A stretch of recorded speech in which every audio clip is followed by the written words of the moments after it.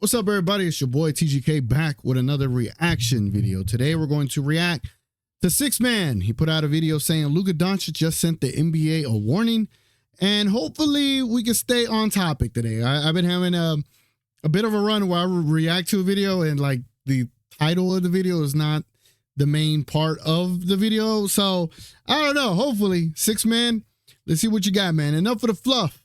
Let's get to the stuff. Now I notice I need to remove the little chill guy meme. I need to find the LA Lakers version of the chill guy. I don't know why I kept that on there for so long.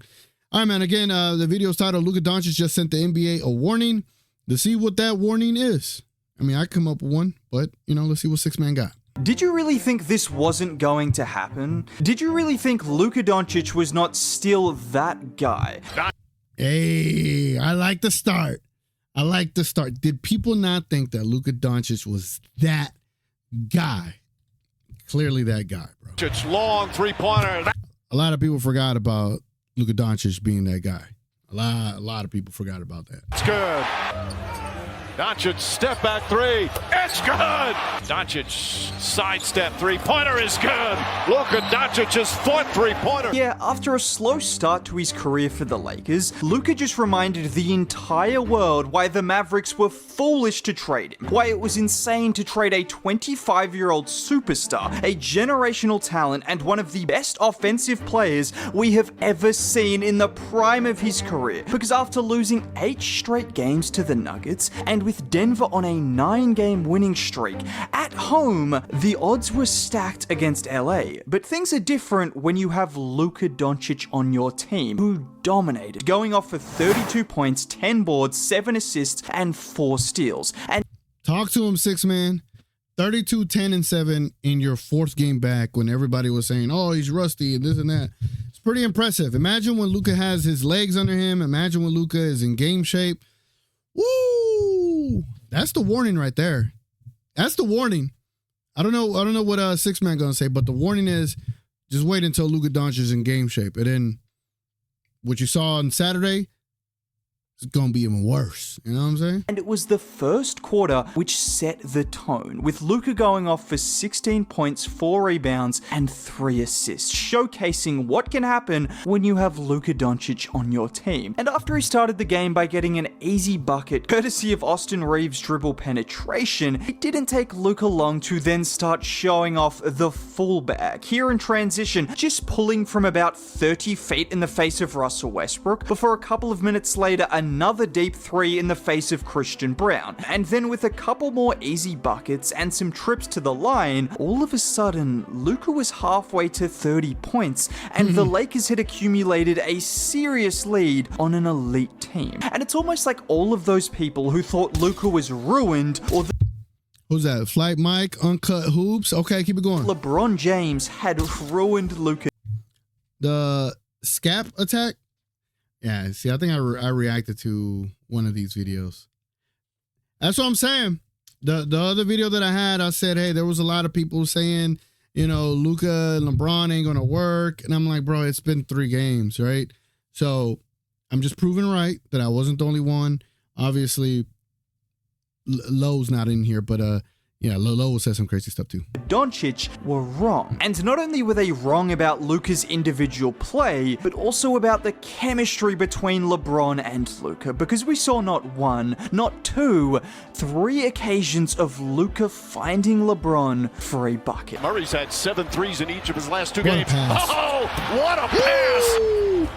Racing up the floor, alley-oop to James! And this is what you get with Luka. Obviously, the points stand out, with him averaging 34 points per game last year, with him averaging the 2nd most points per game in playoff history, but he will always bring the playmaking. He will always make passes that no one else in NBA history is capable of making, and he will dissect defenses on a regular basis. Just like here, where 2 men go to him off the screen from Hayes, and it's his ability to deceive the help defense defense with his eyes, rifling the pass into Hayes. Not only that, but the advantage of being 6'7" and being able to get the pass over the top at that speed is what separates him from smaller guards. And it was almost a carbon copy just a minute later, finding Hayes again in a similar spot. And I mentioned the chemistry between these two just before, but can we talk about LeBron James for a second? Because the reason this team is a threat to win a championship is because right now, LeBron is playing like a top 5 player in the world.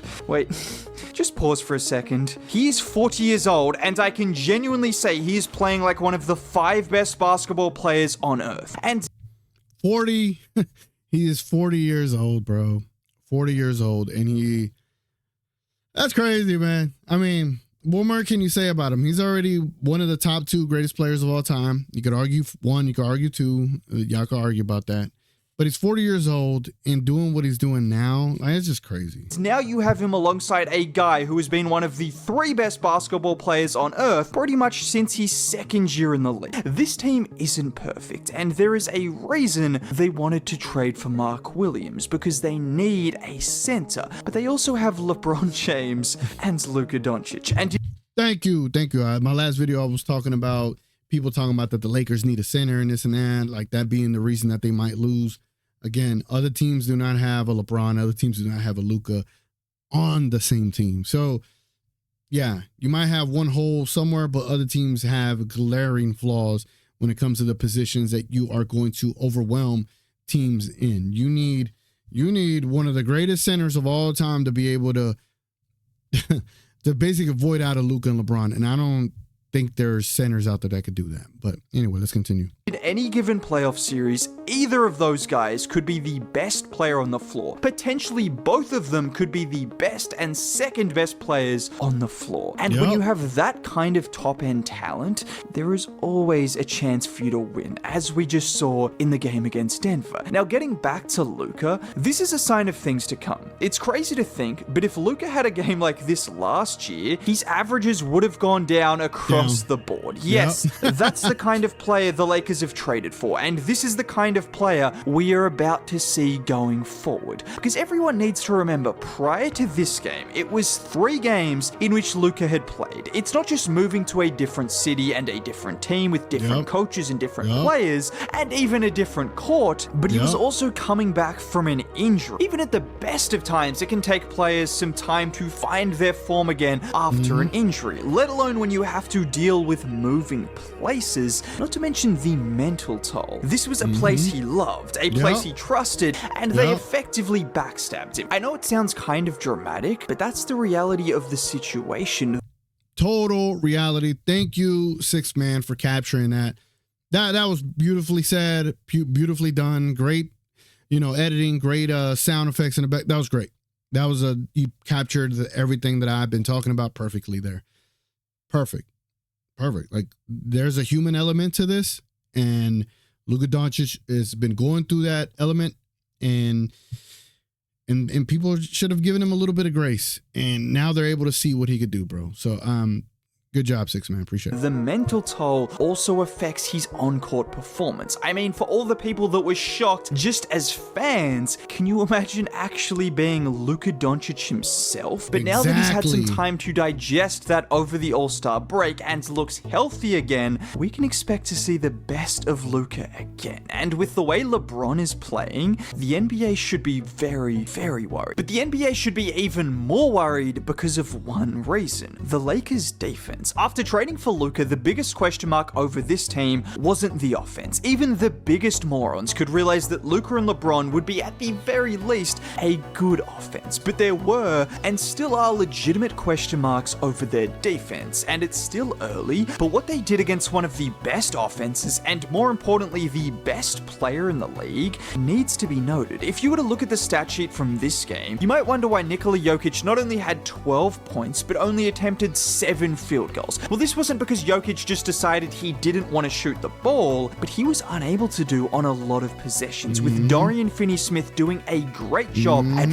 fronting him, preventing him from getting the ball in the post, and then when he did get the ball in the post, the Lakers would quickly collapse on him, allowing any single player not named Jokic to try and beat them. And that's a recipe that has worked in the past. We saw it with the T-Wolves in the playoffs, and it worked for the Lakers on this occasion as well. Obviously, they have lost Anthony Davis, but you have the likes of Finney-Smith, Vanderbilt, Rui, who all provide some size, energy, and athleticism on defense to make life difficult for even the best of players. And you have to give credit to JJ Redick as well. So many people questioned the Lakers giving the job to him, but as of right now, it looks like he's doing an incredible job, and he did a fantastic job at restricting the 3-time MVP on this occasion. And if we want to talk about defense, you have to give Lucas some credit as well, because everyone loves to highlight when he struggles on defense, like they did against the Hornets, with practically every single...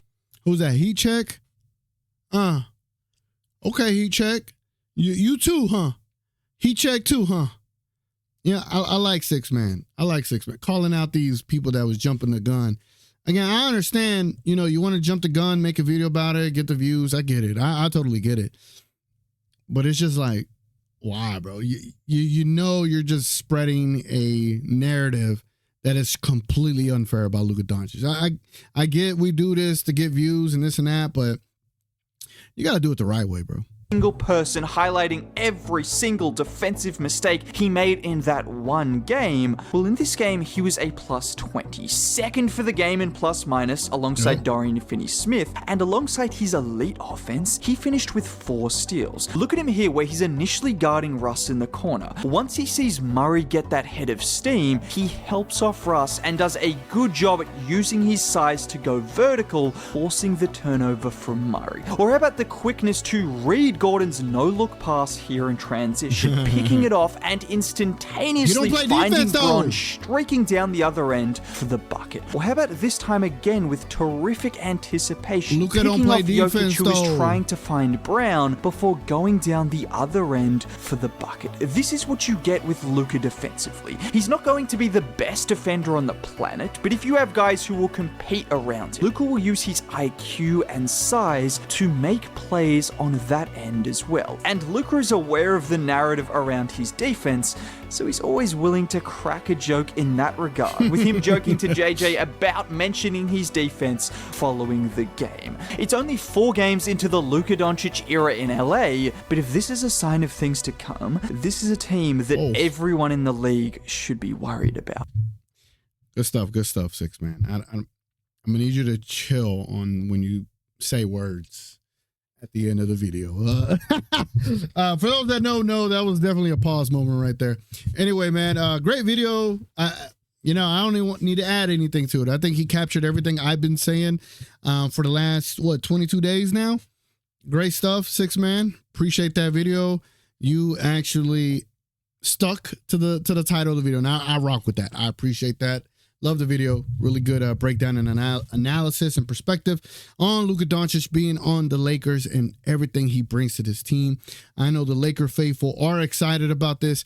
I'm actually really excited for Laker fans to be able to really see what we as, Mavericks / Dallas fans, Luka fans have seen for the last 7 years. The Laker faithful, Laker fans are about to see what we've been telling everybody for the longest and why we felt Luka's been MVP several times in a couple of seasons now. They're about to see it. And I can't wait for Luka Doncic to finally get the recognition he deserves at being one of the best players, or actually the best player in the league and in the world, man. Can't wait. Anyway, man, it's been your boy TGK. Let me know what you think in the comments below. Please consider subscribing, becoming a member, and liking the video, ladies and gentlemen. Appreciate y'all. Again, Tuesday night, meaning tomorrow, the Dallas Mavericks go to LA to take on Luka Doncic and the Lakers. I will have a pregame show and a watch along starting at 8 p.m. Central Time. I'll also have a playback showing you the game. I'll be live on YouTube. And then my homie Ben and everyone else is going to be running the playback. Again, you got 2 spots to check it out. I encourage you to check either one out. It's been your boy TGK. Appreciate y'all stopping by. And until next time, guys, we out.